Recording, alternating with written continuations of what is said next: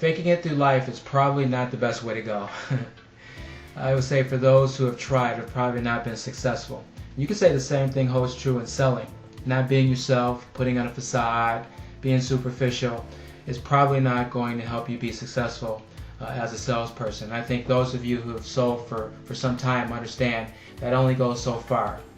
Being true to yourself and being yourself in selling is probably the best way to go. And I've always said, selling and life so much mirror each other. I've actually been in the sales industry for about 25 years myself. I've held almost every role you can think of under the sales umbrella. I've been an individual sales contributor. I've led and managed sales teams both domestically and globally.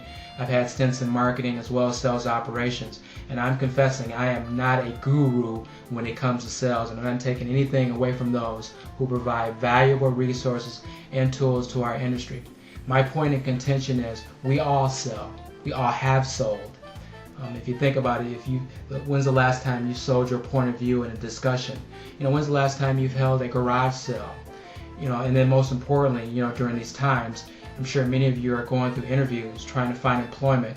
That's a selling opportunity or a selling situation in some aspects. So we all have experiences in selling, and I've been on this major trek to bring the credibility back to the art form of selling by saying, hey, look, selling and life mirror each other. We have to be ourselves. We have to be true to ourselves, and we have to be sincere to each other when it comes to our approach in selling, and quite frankly, our approach in life.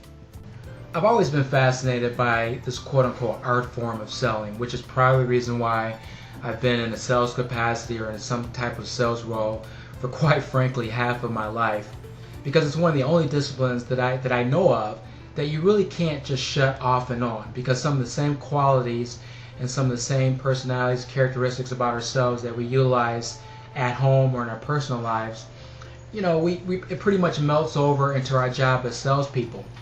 And one of the most critical attributes or senses that we all have as human beings is the ability to be able to listen. I can't think of one attribute that's so important in life, let alone a job or let alone a sales job, but in life as it is important with just the aspect of just listening to one another.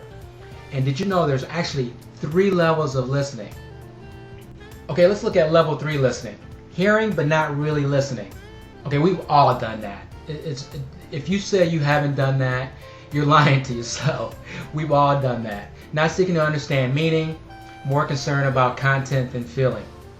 Level 3 listening, I think you'll agree that the majority of us, if not all of us, have demonstrated that, and I think it's just something that we need to be aware of. Level 2 listening. Listening in spurts, half listening. We all do that. I mean, right now the NFL season is starting. I'm sure many of you are being spoken to in the middle of watching a football game where you're half listening. I mean, if you haven't done that, again, it goes back to you're not being true to yourself. We all half listen at times. Quiet, passive listening, more interested in talking than listening. A major down attribute that most salespeople have. They say that if you're in a sales role or a sales capacity, you should be listening 90% of the time versus 10% talking. And as salespeople, we all like to talk. I love to talk, as you can probably tell. But it's something we really need to be on the lookout for is this level 2 listening, where we're either listening in spurts or we're not listening at all, but we're doing most of the talking. Yep, I bet you guessed it. Level 1 listening, just not listening at all. And I'm not going to say that all of us do that. I'm sure there's some of us that choose not to listen, period, to others. But this is one of the things that again, I go back to the whole aspect of selling in life. Listening is so important, and to not listen to each other, to half listen, or to act like you're listening but you're not really listening, is just something that each of us really need to work on. Again, not only in our jobs but in our personal lives. And I think we're much better off once we can just kind of sit back and take in what's being told to us. And somebody told me this a long time ago, is that people develop learning skills and knowledge skills a lot better when they just sit and listen versus doing all the talking. Just something to think about. When we reflect on relationships, we look at business relationships, as you see the slide here, and you look at your personal relationships at home, whether it be with your spouse, your significant others, your best friends, your neighbors. There's always a two-pronged commonality that really binds you together to form that partnership, and that's between character and competence. And the same holds true in a selling situation, in a sales job, as it does in life. The reason why you love your husband or you love your wife or you have a best friend is because you share that common bond based on character and based on competence. When you look at things like character, maturity, reliability, respectfulness, those are not only good in the work field, but they're good in life. Let's face it. And you look at competence. Everybody wants to be, number one, the most knowledgeable. But, if you're bringing value to the relationship, again, whether it's work, professional, or where it's personal, it's vitally important to be the glue. Because at the end of the day, it's all about trust.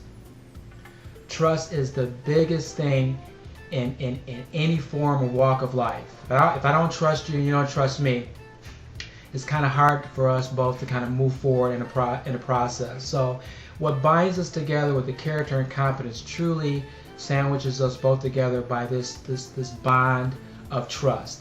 If you don't have trust as a salesperson with your customer, if the customer doesn't have trust in you, it'd be very difficult for you to drive your business. Trust is so important. While this slide is really about business relationships, it's even more so about personal relationships in life too as well. Hey, thank you so much for listening to my first presentation and many presentations to come in the next days and weeks and months ahead. And I hope I was able to inspire some of you out there if you're in a sales capacity, or even those of you who are not in a sales capacity. I hope the message got across. And please look forward to getting additional videos by me, as well as presentations on the whole art form of selling and sales leadership.